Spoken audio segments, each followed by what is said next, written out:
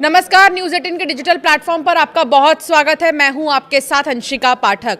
सोने और चांदी की कीमतें क्या 1 लाख के नीचे जाने वाली हैं?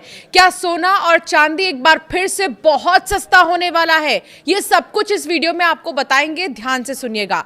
अमेरिका इजराइल की ईरान से चल रही जंग के बीच गुरुवार को भी सोने और चांदी की कीमतों में गिरावट रही है। India Boolean and jewellers association के मुताबिक गुरुवार को 10 ग्राम 24 कैरेट सोना 4,245 रुपए घटकर 1,47,000 रुपए पर आ गया है। इससे पहले बुधवार को ये 1,51,000 पर था, तो वहीं 1 किलो चांदी 12,000 रुपए घटकर 2,28,000 रुपए रह गई है, जो 25 मार्च को 2,40,000 रुपए के करीब थी। अमेरिका ईरान जंग के कारण सोना 34 दिन में 12,000 से ज्यादा और चांदी 38,000 से ज्यादा सस्ती हुई है। कुल मिलाकर सोने और चांदी की कीमतों में गिरावट देखने को मिल रही है। इसलिए अगर आप अभी निवेश करने की सोच रहे हैं या सोना खरीदने की सोच रहे हैं तो थोड़ा रुक जाइए, क्योंकि कीमतें और भी नीचे जा सकती हैं। अलग अलग शहरों में सोने के दाम अलग अलग होने की 4 वजह होती हैं। एक तो ट्रांसपोर्टेशन और सिक्योरिटी।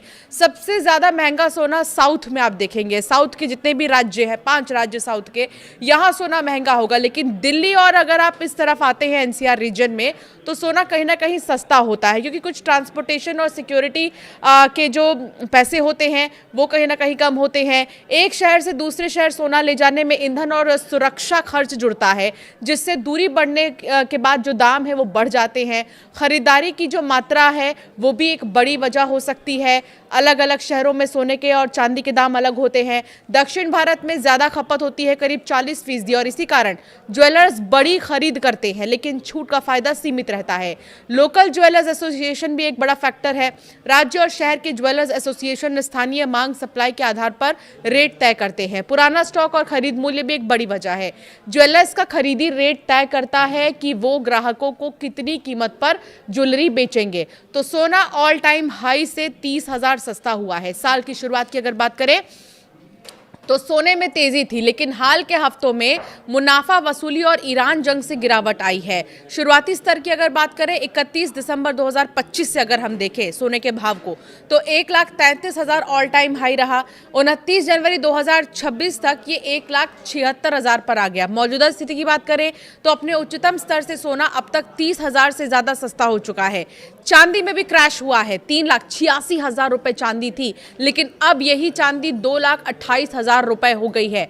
चांदी में सोने के मुकाबले ज्यादा उतार चढ़ाव रहा है और ये ऑल टाइम हाई रही है, और ऑल टाइम हाई से तेजी से नीचे भी आई है।